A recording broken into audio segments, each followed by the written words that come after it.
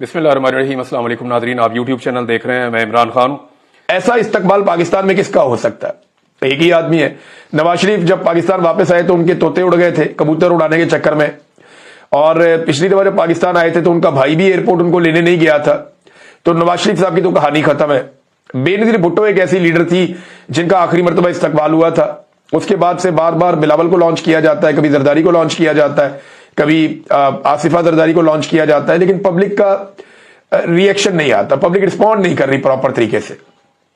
इमरान खान वो वाहिद आदमी है जो अगर निकला जेल से बाहर तो फिर आप इससे भी बड़ा इस्तकबाल देखेंगे। मैं आपको गारंटी करके कह रहा हूं कि इमरान खान अगर बनी गाला की तरफ चलेंगे तो अडियाला जेल से लेकर बनी गाला तक अवाम ही अवाम होगी। इमरान खान अगर लाहौर की जानिब चलेंगे तो 10 से 20 किलोमीटर में सिर्फ आपको अवाम ही अवाम नजर आएगी और कुछ नजर नहीं आएगा। ये लोग इमरान खान के साथ एक समंदर अवाम का चलेगा, मुझे इस बात का पता है। अल्टीमेटली बाहर तो आ जाना इमरान खान ने, हमेशा निजाम कभी किसी को अंदर रख नहीं सकता, जितनी भी ज्यादती कर ले। जब इमरान खान साहब बाहर आएंगे तो पाकिस्तानी अवाम उनके साथ खड़ी होगी। अब पंजाब के अंदर प्रॉब्लम यह है कि जिनकी हुकूमत बनाई गई है वो मकबूल नहीं है, और जो मकबूल है उन्हें दबाया जाता है, हत्ता के सहाफियों को भी पकड़ लिया जाता है। अब डीजी कहते हैं कि एक जमात पर हमला क्यों नहीं होता। यानी डीजी ISPR ने देखे ना, ये कहा कि एक जमात है उसके ऊपर हमला क्यों नहीं होता। और दूसरी तरफ वो जमात क्या कह रही है? वो जमात कह रही है कि हर हमला पाकिस्तान पर हमला होता है। तो एक ऐसी सोच जो कौमी सोच है उसमें कितना फर्क होता है, और एक जो सियासी सोच है, यानी डीजी ISPR जिनकी एक कौमी सोच होनी चाहिए, वो कौमी सोच नहीं है, वो एक सियासी सोच है ऐसा लगता है। और PTI ने जिम्मेदारी का मुजाहरा किया, वो ये कहते हैं जी हर हमला पाकिस्तान के ऊपर हमला है। दूसरा नुक्ता उनका यह है कि हम मासूम लोगों की नकल मकानी और उनकी शहादतों को कबूल नहीं कर सकते। नंबर 3 उन्होंने कहा जी कि हम पर अफसोसनाक इल्जामात लगाए गए, सोशल मीडिया और प्रेस कॉन्फ्रेंस में यह सब कुछ ना किया जाए, मुतल्लका फोरम पर आए वहां बात करें।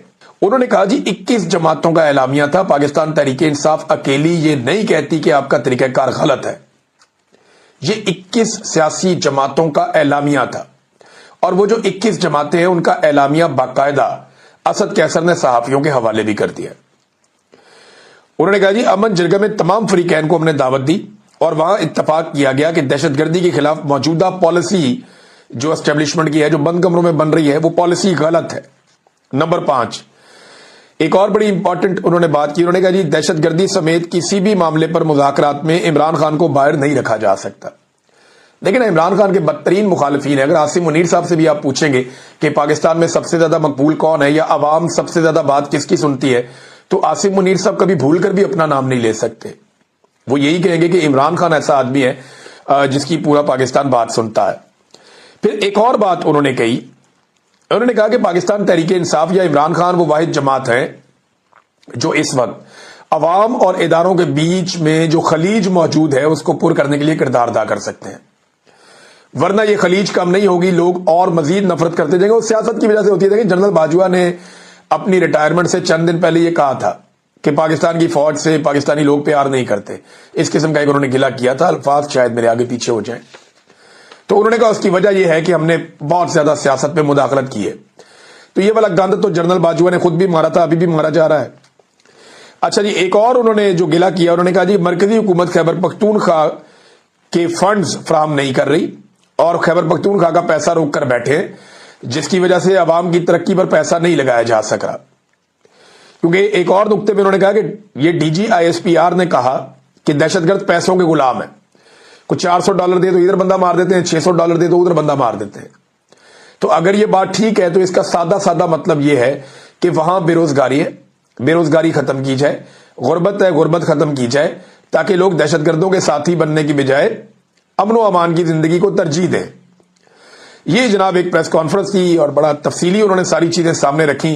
मेरे ख्याल में डीजी ISPR को ना सियासी प्रेस कॉन्फ्रेंस करने से तौबा करनी चाहिए। इससे बयानिया नहीं बनता, उल्टा नुकसान हो जाता है। और देखें ना, ये डीजी ISPR तो चला जाएगा। अब अहमद शरीफ है डीजी ISPR, कल इनके वालिद फौज में हो सकते थे, परसों कोई और था, उससे पहले कोई और था, उससे पहले कोई और था, सारे चले गए। अब जनरल बाजवा जो गंद मार के गया है वो फौज की तारीख का हिस्सा बन गया। जनरल मुशर्रफ ने जो बेशर्मी की है वो फौज की तारीख का हिस्सा बन गई। ये है नाज़रीन सूरत हाल। अब ऐसे में हुकूमत कहती है कि वो मुज़ाकरात करेगी। آپ کو لگتا ہے کہ یہ کوئی سین اپروچ ہے کہ ایک طرف آپ مار کٹائی کر رہے ہیں اور دوسری طرف آپ کہہ رہے ہیں مذاکرات ہوں گے؟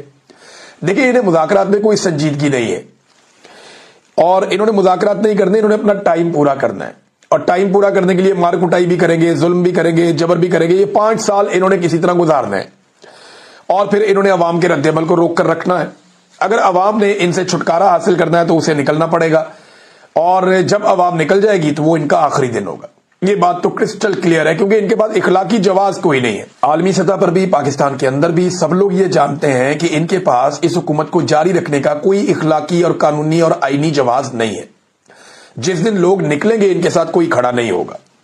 عمران خان صاحب کا سٹیٹمنٹ جو جاری کیا گیا ہے اس میں یہ ہے کہ ایاک نعبد و ایاک نستعین، سب سے پہلے تو آپ نے گھبرانا نہیں ہے، میں ساری عمر بھی جیل میں گزارنے کے لیے تیار ہوں لیکن وقت کے یزید کے آگے کبھی نہیں جھکوں گا۔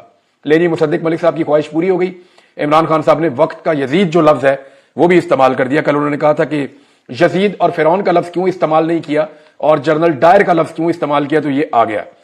پھر عمران خان صاحب کہتے ہیں جی اللہ الحق ہے، وہ حق سچ کا خدا ہے اور صبر کرنے والوں کے ساتھ ہے۔ ہم سب اس ملک کی حقیقی آزادی کے لیے قربانی دے رہے ہیں، آپ نے صبر کرنا ہے اور میرے ساتھ مل کر ظلم کا مقابلہ کرنا ہے۔ ڈی چوک میں دور حاضر کے جنرل ڈائر نے قوم کو اپنا غلام گردانتے ہوئے نہتے اور پرامن شہریوں پر بلا اشتعال گولیاں چلوائیں۔ ہم اس واقعے کو کبھی بھی نہیں بھولنے دیں گے اور اپنے ورکرز اور شہداء کو انصاف دلائیں گے۔ لیڈی خان صاحب نے پھر کہہ دیا جنرل ڈائر، اور انہوں نے کہا جی ڈی چوک کے اندر اسی طرح کا سانحہ کیا گیا جیسا جلیاں والا باغ میں جنرل ڈائر نے کیا تھا۔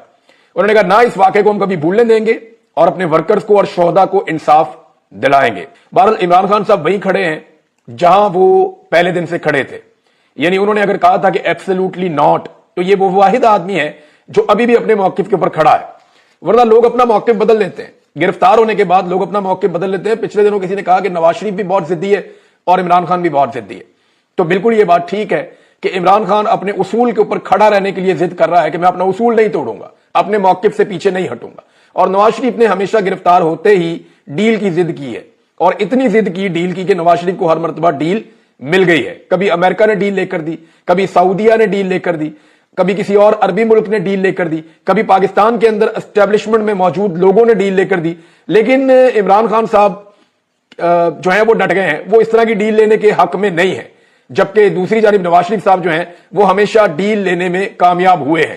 عمران خان صاحب نے ایک اور بات کی اور اس کو فواد چودھری صاحب نے بھی اسی بات کو رپورٹ کیا ہے۔ میں میرے خیال میں فواد چودھری صاحب کا جو سٹیٹمنٹ ہے وہاں سے آپ کو پڑھ کے سناتا ہوں، ذرا آسانی سے آپ کو سمجھ آ جائے گا۔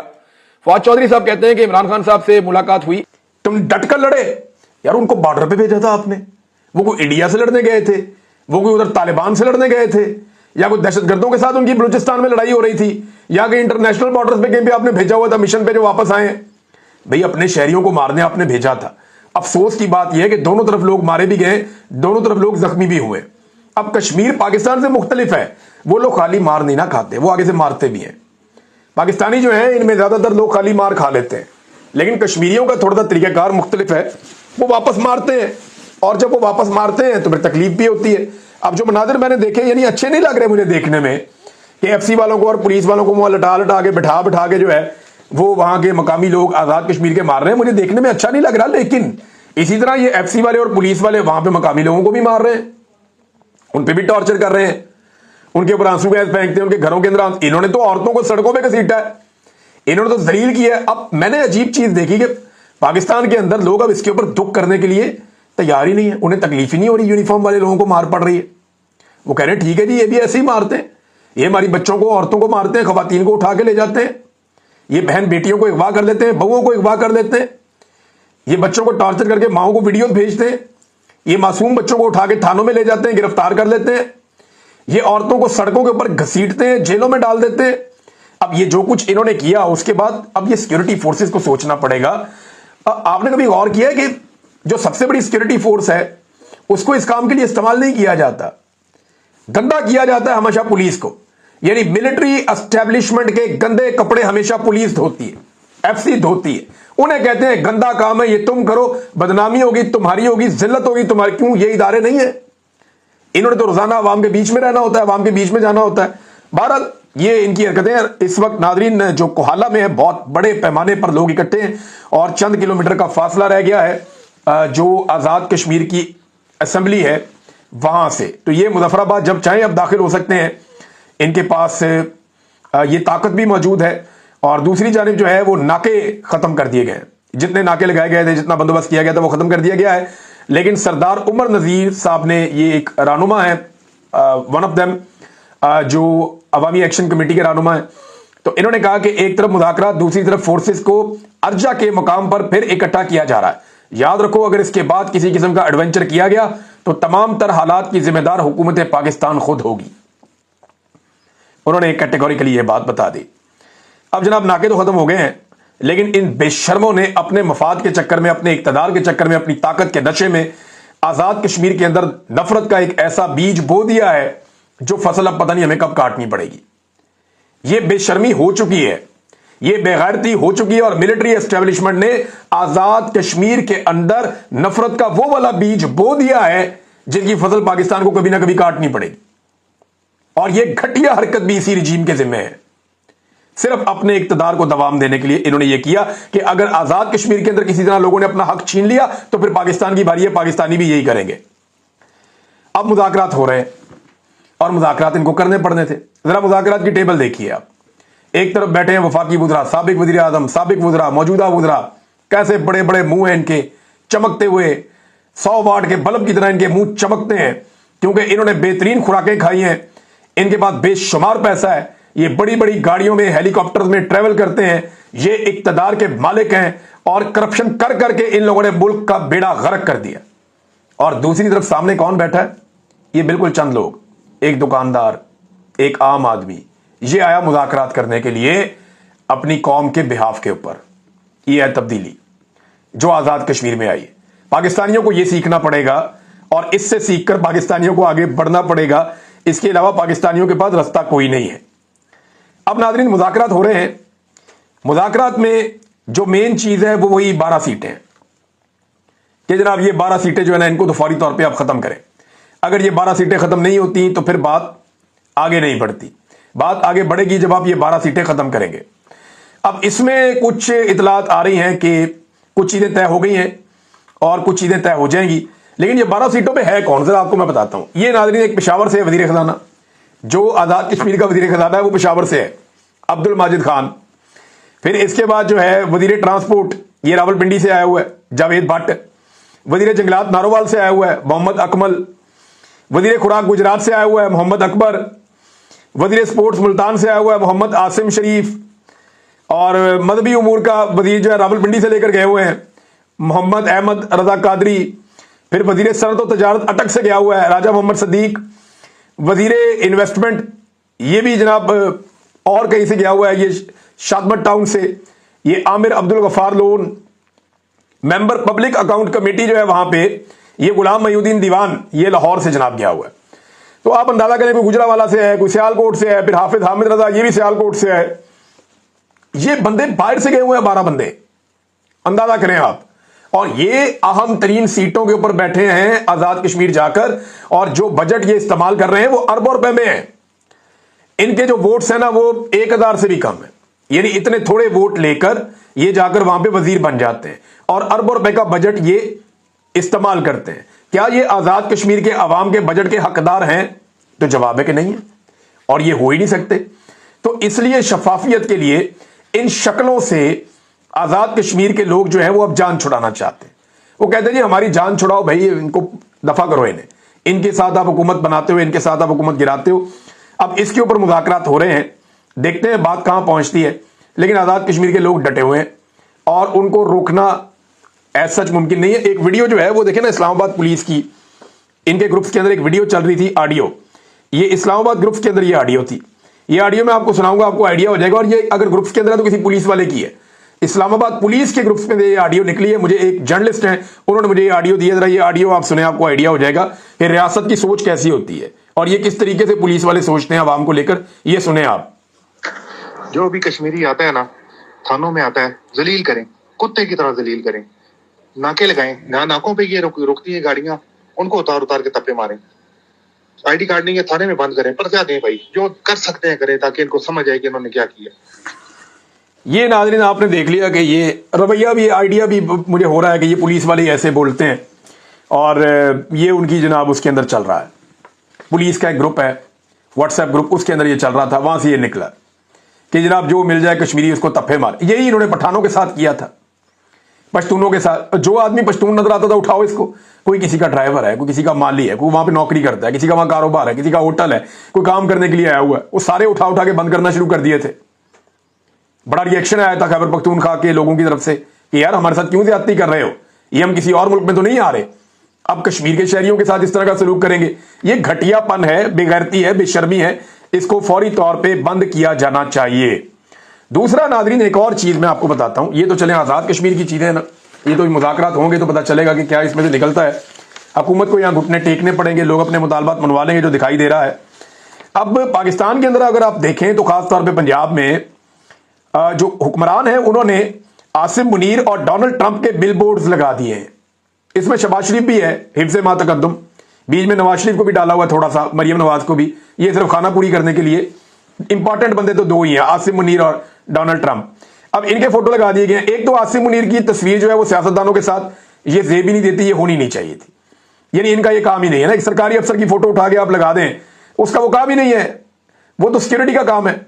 तो आसिम मुनीर का फोटो उठा के आपने लगा दिया, कल आप IG का लगा देंगे, परसों आप किसी और का लगा देंगे, चीफ सेक्रेटरी का लगा देंगे, होम सेक्रेटरी का लगा देंगे, तो ये फिर हैं तो सारे एक ही रैंक के लोग हैं ना।